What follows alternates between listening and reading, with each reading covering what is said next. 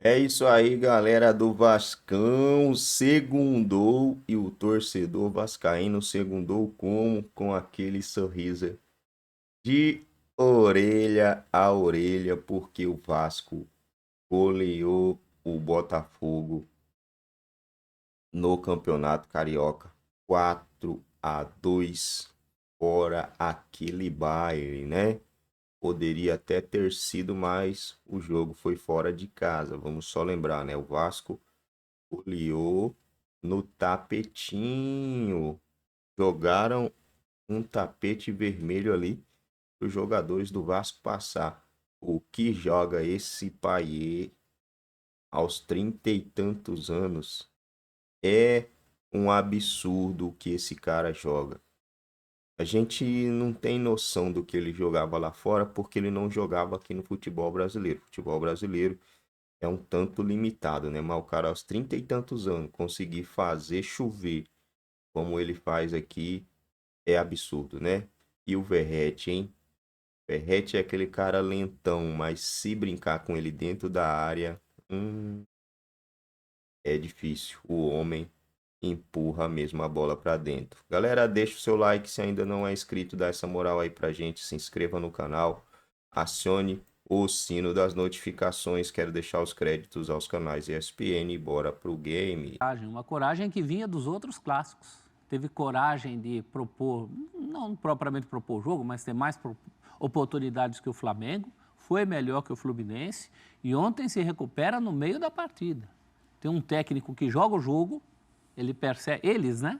O Emiliano também está muito próximo desse trabalho, pai e filho estão muito próximos. Ele percebe o jogo, tem um jogador que nem o Payet, aquela bola que o Payet acha, Sim. é sensacional. E a matada no meio-campo, de letra? E teve também a felicidade, eu nunca digo sorte, porque o torcedor leva para o outro lado, vai dizer que foi sorte, não sei o quê. Teve a felicidade de fazer um gol naquele começo de segundo tempo, que muda a temperatura da partida. Ali Tem um tudo monte de vai a gente que favor fala do que Vasco. 3 zagueiros não dá. Estou falando em relação ao Vasco. Qualquer time do Brasil, o cara vai lá e escala. Não, porque 3 zagueiros é defensivo. Tem gente que ainda entra nessa Três conversa. zagueiros é liberdade desde que você tenha laterais que apoiem. Você não coloca 3 zagueiros para fazer retranca, você coloca 3 zagueiros para ter mais jogo pelos lados. E no caso do Vasco, os zagueiros pelo lado também apoiam. Também apoiam. Quando joga o João Vitor, sobe pela direita. A gente viu o Rojas em alguns momentos apoiando junto com o Paulo Henrique. Do lado esquerdo, o Léo é um construtor por ali, muitas vezes atua praticamente como um meia, municiando o Lucas Piton, o Payet. Então, por essa liberdade que o Ramon Dias dá, o sistema com 3 zagueiros deu equilíbrio ao Vasco. Alguns torcedores do Vasco criticaram o Ramon Dias pela postura no jogo contra o Flamengo, acharam o Vasco defensivo demais, muito retrancado, principalmente no primeiro tempo. Vai se abrir para jogar contra o Flamengo? Mas para mim é uma avaliação que vem de um exagero. Primeiro, é o Flamengo. Você precisa respeitar que o adversário tem mais qualidade técnica. E segundo, que o Vasco tentou jogar contra o Flamengo, não ficou só postado lá atrás. Corajoso. O Vasco criou as melhores oportunidades até o lance do pênalti do Gabigol. E contra o Fluminense, a gente viu o Vasco em cima também, no finalzinho, pressionando para tentar sair com a vitória.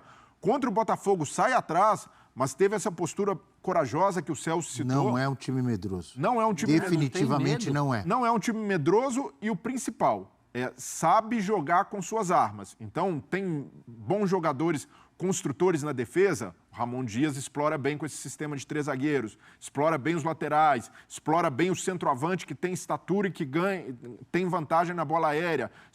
Tem explorado muito bem o Payet, em boa condição física. Então, o Ramon Dias faz um grande trabalho, de certa forma, resgatou a autoestima do torcedor do Vasco, desde a campanha contra o rebaixamento no ano passado e agora também por esse discurso de como o Vasco tem de jogar clássicos, qual é a postura cobrada pelo treinador e pela comissão técnica. O Vasco sempre, nunca negocia com intensidade, é um time sempre muito intenso, que tem pegada. Então, por tudo isso, é o trabalho do Ramon Dias começando a dar frutos e mesmo tendo desvantagem de elenco para Botafogo, para Fluminense e Flamengo, o Vasco conseguiu jogar melhor os 3 clássicos do Campeonato Carioca. E isso, para o torcedor, é um alento. O time que brigou contra o rebaixamento no ano passado, agora jogando de igual para igual com os É principais o rivais. anti-Botafogo. Esse deixou ano passado para trás. Ponto positivo também, estava observando, para o torcedor do Vasco que marcou presença, né? grande número, como é de praxe, o torcedor do Vasco sempre marca presença. Felizmente, clássicos com torcida dividida no Rio de Janeiro. E ainda olha só preservam isso. Quanta gente, quanta torcida do Vasco no estádio Newton Santos e Itaí Paier. E esse homem? Aplaudindo a torcida. Que homem, hein? E quando você falava de Léo, que é o antigo, que é o ex-Léo Pelé, eu apontei aqui para o nosso cameraman, pro Viola, São Paulino, que vivia cornetando o Léo. Agora tem que engolir. Você vê, ele conectava o Léo, eu conectava o Piton, e os dois juntos estão calando as nossas bocas, Viola. E não era só ele, não. Muito torcedor do Vasco, durante uma fase no ano passado, também criticou o Léo, pediu a saída dele, até colocaram um selo ali, marca fofo, porque não chegava junto. Marca fofo. Teimoso da Vila mandou mensagem e falou, vamos falar do God of Zaga? Tá perguntando aqui. Fez uma boa partida bem, também. também. Maicon God of Zaga. Foi bem, substituiu bem o Medel no miolo de zaga. Então, Um abraço pro Teimoso da Vila. Mas fala pro Teimoso baixar a bola, que se não fosse o João Paulo no começo daquele segundo tempo, o Novo Horizontino tinha feito na Vila Belmiro exatamente o que fez na Arena do Corinthians. João Paulo pegou uma bola, eu não vi o Teimoso falar sobre isso. É verdade. Tome. Olha, daqui a pouco, você falou que teve torcedor do Vasco pedindo a saída do Léo. E hoje está na fila de desculpas. Tem muito torcedor do Corinthians pedindo a saída do Cássio definitivamente do time titular. Tem muito torcedor do Palmeiras pedindo a saída. Eu vi isso ontem em rede social. Pedindo a saída de Everton. Né? Se não é melhor, pior também não O Ramon Dias está reclamando em entrevista? Não, ele tá trabalhando. Talvez porque ele também esteja recebendo, né? Ainda que no conta-gotas, há um plano no Vasco. Mas o Botafogo também fez contratações. Mas as contratações do Botafogo foram meio para tapar os buracos de quem saiu ou por mérito ou porque estava sendo perseguido pela torcida. E no clássico, o Thiago Nunes não pôde contar com o Luiz Henrique, com o Jefinho, com jogadores que chegaram até para oxigenar o elenco, para tirar um pouco desse peso. As contratações foram feitas. Não, foram feitas, mas pelo menos nessa circunstância do clássico, o Thiago Nunes perdeu 2 jogadores que são titulares. Jefinho e Luiz Henrique chegaram para tomar conta da posição e, de certa forma, tirar um pouco dessa carga que existe, mas eu vejo como algo muito grave um técnico falar isso numa coletiva. É grave porque não por existir um abalo emocional. É inegável que esse abalo existe. Foi um trauma muito grande para o Botafogo perder o título brasileiro daquela maneira, mas isso precisa ser tratado de forma diferente. Não pode jogar... Internamente, né? Não pode jogar no ventilador dessa forma. O Thiago Nunes, com essa fala, lembrou o Bruno Lage, ali com umas declarações meio desastradas, expondo alguns atletas. Isso até acaba culminando na saída do Bruno Lage, no desgaste com jogadores. Então, o Thiago Nunes, por mais que tenha detectado esse problema, por mais que os jogadores tenham dito internamente que preferem sair do Botafogo, precisa tratar isso internamente. Não pode expor dessa forma, porque expor dessa forma, qual o recado que passa para o torcedor? Estamos às vésperas da Libertadores com jogadores que não querem ficar aqui. E isso é grave, porque se o jogador não encontra um ambiente confortável para trabalhar, não se sente seguro, ele não vai desempenhar um bom papel em campo. Mas ele entrou no mérito do cara não querer ficar ou do cara querer um tempo? Não, para mim, ele disse, não, querem ter sequência fora daqui, querem ter sequência... De carreira? Não, eu entendi fora do time. Fora do time. Fora do time. Não, entendi que os caras estavam querendo um tempo para si. O cara tá mal, o que eu entendi. Que ele quis dizer assim, tem jogadores que estão mal psicologicamente, mal mentalmente, ainda abalados com tudo que aconteceu. Muita gente de uma vez pedindo um tempo. Ainda abalados com a pressão que o torcedor continua fazendo, por tudo que o torcedor sofreu no ano passado do Botafogo, e esses jogadores, pedem para ficar um tempo fora do time. Foi o que eu entendi, não para ir embora do Botafogo. Então, mas... Você entendeu diferente? Mas ainda que seja... Eu entendi que alguns jogadores chegaram a pedir para sair, mas que não seja isso, que seja simplesmente um tempo para respirar, sair um pouco de pressão da torcida. E foi um jogo em que o Marlon Freitas, por exemplo, não foi uma opção do Thiago Nunes, e é um dos jogadores que vem sendo questionados pelo torcedor botafoguense, mas que seja isso, o cara quer ser preservado nesse momento. Ainda assim demonstra uma insegurança muito grande de trabalho. Então, ao expor isso, qual o estofo que o Thiago Nunes dá para o cara se recuperar, para o cara voltar a ter confiança? Ele expõe ainda mais. Concordo. Então, por isso que eu vejo que é o tipo de declaração que o técnico tem de evitar. Ainda mais um técnico que chegou no meio do turbilhão. O Thiago Nunes pegou esse sentimento dos jogadores do Botafogo ali no fim de campeonato, ele viu isso de perto. Então, por ter visto de perto, por estar convivendo ali no dia a dia, não tem de expor essa situação. Tem que ser tratado internamente, trabalhado e chegar num ponto em que, poxa, esse cara não tem mais condição de se recuperar, não dá mais para seguir no Botafogo. Chegar a uma decisão com o atleta, com a diretoria e não expondo dessa maneira Ou publicamente. fazer de tudo, que eu acho que é o papel do técnico, não só do técnico, da comissão técnica, que muitas vezes, eu acho que sempre deveria ter, mas muitas vezes tem também um psicólogo ou uma psicóloga, trabalhar a cabeça do jogador, dar confiança para ele voltar a jogar. E não, eu concordo com você, quando ele expõe esses jogadores, mesmo não citando o nome, ele pode perder o grupo. E é muita gente junta, né, Mas Abel? desde quando ele teve o grupo?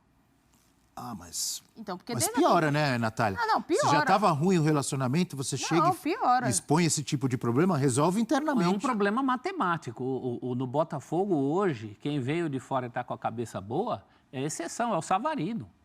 O resto eram jogadores que estavam lá, Tiquinho Soares, Eduardo, o Marlon Freitas, que acho que era o mais perseguido até pela torcida, por isso essa preservação. Não, o Marçal também, que acabou se machucando. Marçal não tá à machucado, disposição. o próprio Tietê, o Gatito, que fazia parte da campanha, está num momento tenebroso, né? Tá Nada mal. dá certo pro Gatito. Ontem a cereja do bolo, ao contrário, lá foi aquela bola batendo nas costas e entrar. Me lembrei do Eu sabia. grande goleiro Carlos, que foi goleiraço da Ponte Preta, do Corinthians, e que na Copa do Mundo deu azar. Um pênalti contra a França, não foi? Foi. Na decisão para o pênalti, em 86, que a bola bate na trave, nas costas dele e entra. Ontem aconteceu com o Gatito. Mas não é só uma questão de sorte, né? Ele debaixo da trave também não tem inspirado tanta confiança assim. O clássico contra o Flamengo, ele foi responsável pelo gol que toma no fim. Exatamente. Né? Por uma saída errada. Acho que Natália, o que você achou da fala do Thiago Nunes, desse problema do Botafogo? completamente desnecessário, porque já é um início de ano muito delicado, pela forma como terminou a temporada passada, inclusive que ele estava lá. Né? E o discurso se a gente pegar essa entrevista coletiva e colocar trechos dela na temporada passada e vice-versa, é a mesma coisa. Até Mesma isso história. é igual. Aí ele pega, assim, boa parte da coletiva. Contra a Portuguesa, nós tivemos oportunidade, não conseguimos guardar. A Portuguesa vai lá, chuta uma e gol. Contra o Flamengo, a gente jogou assim, não sei o quê, não merecia perder, perdemos. É o mesmo discurso da temporada passada. Parece que eu abri um livro e perdi a página e comecei a ler tudo de novo e eu falei, só que eu já conheci. É que nem novela quando você pega pela metade. Exato. Então, assim, é uma situação em que, ok, os jogadores que estão sentindo, né, e aí tem que ter um trabalho de diretoria junto com comissão técnica e com um departamento especializado a melhorar a condição psicológica dos jogadores. Terapeutas, psicólogos, psiquiatras, aí a gente tem que ver em que nível que está essa questão da pressão na cabeça dos jogadores. E o próprio técnico, junto com esses profissionais. Isso precisa ser feito internamente. É. O Richarlison, a gente viu os gols do João Gomes contra o Tottenham do Richarlison, ele falou, eu estava muito em baixa, eu não estava conseguindo corresponder, eu fui me tratar. Eu fui trabalhar a minha cabeça, porque o problema estava na minha cabeça. Porque o Botafogo, no primeiro tempo, não jogou mal contra o Vasco. Foi um jogo muito bom. O Vasco teve algumas deficiências defensivas que no segundo tempo melhora muito. Agora, o Botafogo, do jeito que se abate, é algo psicológico, não é possível. Até nisso lembra 2023, os bons começos. Sim. Agora, o problema, assim, o problema do Richarlison, por exemplo, é um problema individual. O Botafogo tem um problema coletivo. Se o Thiago Nunes tivesse 1 ou 2 jogadores pedindo um tempo para recuperar a cabeça, tudo bem, mas ele tem um time quase todo. Vocês compararam com livro e novela, eu vou comparar com automóvel, que eu trabalhei muito tempo na 4 rodas. Então, o Botafogo hoje é um time 2024, modelo 2023. Está preso. Está preso. Inclusive nas qualidades. Muito das qualidades desse bom primeiro tempo que a Nath falou, lembravam as qualidades do time 2023. Do Luiz Castro ainda. Luiz Castro ainda, aquela pegada na frente, aquele Botafogo com fôlego, mordedor, que roubava a bola, ia para cima. Teve bom desenvolvimento Primeiro de tempo jogo. contra o Palmeiras. Contra o Grêmio. Um atropelo. Então, E depois? O Botafogo acaba o primeiro tempo contra o Palmeiras campeão brasileiro. fazendo 3-0. Se ganha aquele jogo ali, não tinha para mais ninguém. Então a gente tem uma tela, professor, para ilustrar isso que você está dizendo, ou que nós estamos dizendo, do Botafogo. O mental continua abalado do Botafogo. E o Vasco? Bom, galera, é isso aí, né, rapaziada? A situação crítica aí do Botafogo, né? Começou o ano do mesmo jeito que terminou ano passado, né? Começa o primeiro tempo bem, pressionando, fazendo gols, dando sinais de que vai vencer o jogo e de repente a coisa vira, o psicológico abala e vai pro saco o jogo, né? Quando os jogadores pedem um tempo, aí é porque a situação tá bem complicada, né?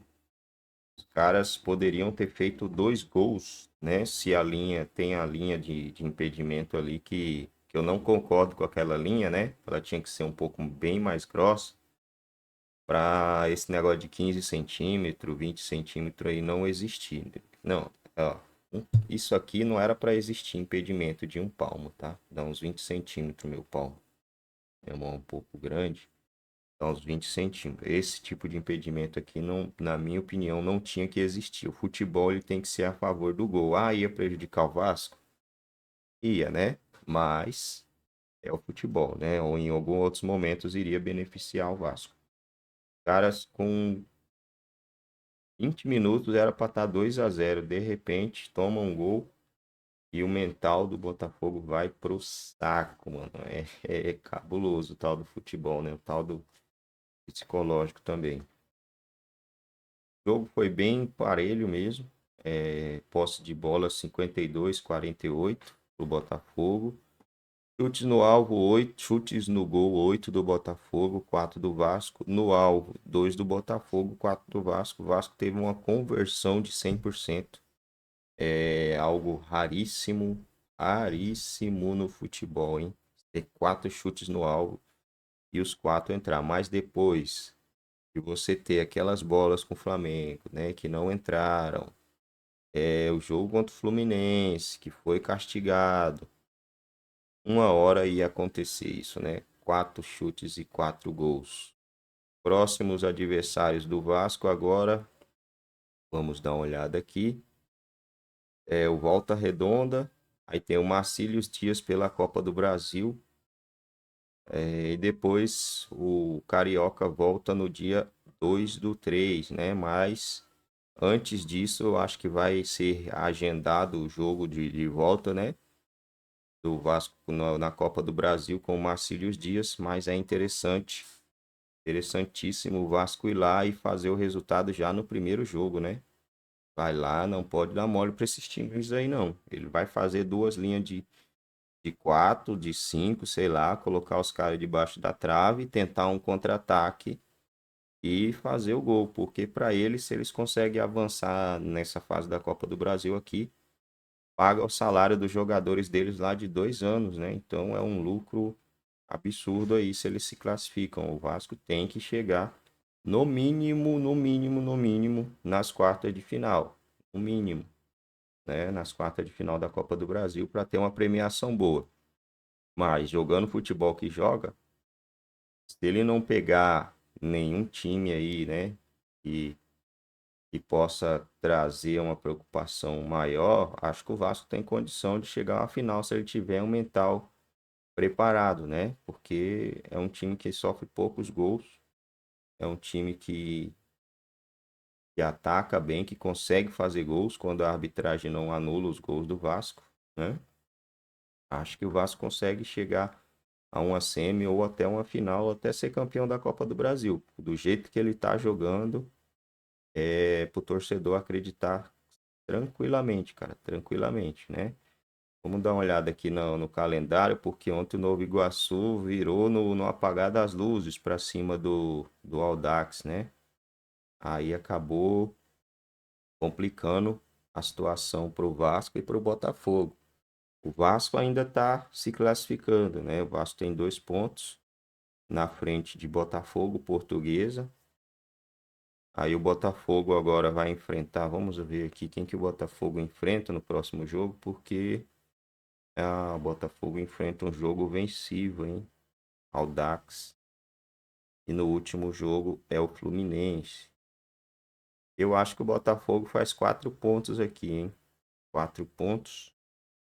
Se o Vasco fizer 3, assim, no achismo, né?